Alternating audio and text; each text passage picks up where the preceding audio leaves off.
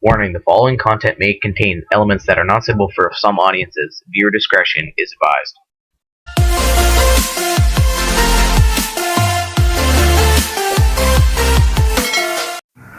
Good morning mga ka-airgun. May bago tayong i-review ngayon. Imported na PCP airgun. Sa mga naghahanap dyan ng multi-shots PCP sa presyong abot kaya, nasa 28 to 30,000 ang halaga nito. Brand new.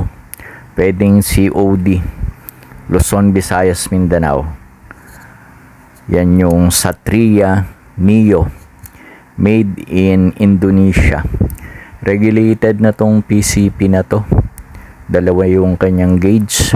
2.8 ang kanyang maximum input pressure. At nakaset siya ngayon ng 1,200 na output.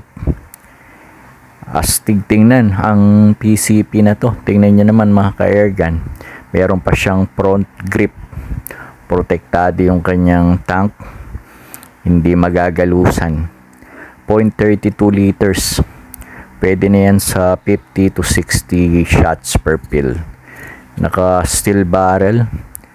0.22 caliber. May kasama pang silencer. 21 inches yung haba ng kanyang barrel mga ka-airgun. Bukod nga pala dun sa silencer, may libre pa na suppressor ito. Mura na kumpara sa ibang mga brand ng PCP. Pero syempre hindi pa tayo sure dun sa performance niya.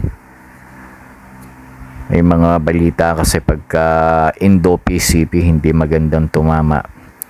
Pero bigyan natin ng benefit of the doubt. Tingnan natin mamaya yung magiging groupings niya.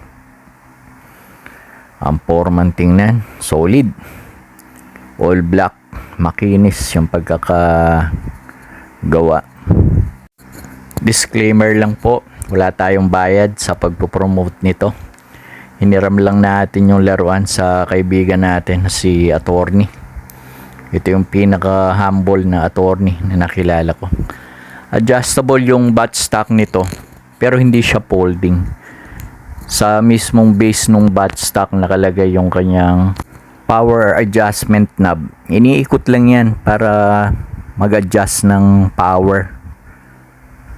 So, tingnan natin yung kanyang trigger. Malambot. Mukhang okay naman. First stage yung trigger nito. Fully adjustable. Ang kagandahan pa nito, nasa mismong trigger yung kanyang safety lock.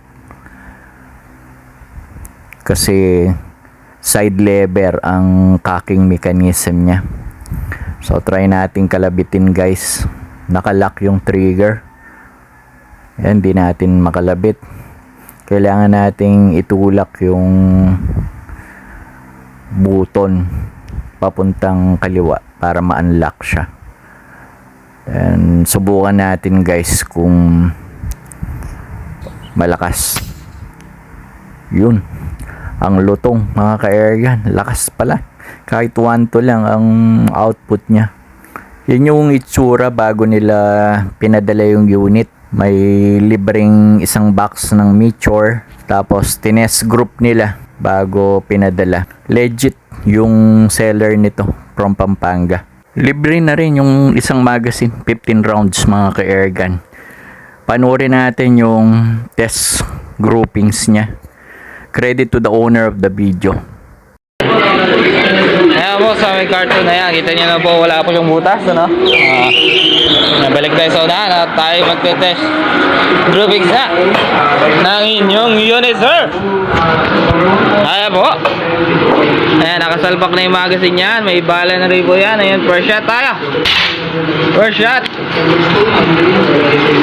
Second shot. Third shot.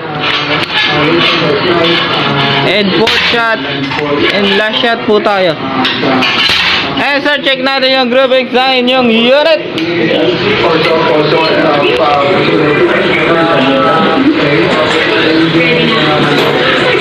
Eh boss. One hole naman mga ka-airgun. 5 shots sa 15 yards.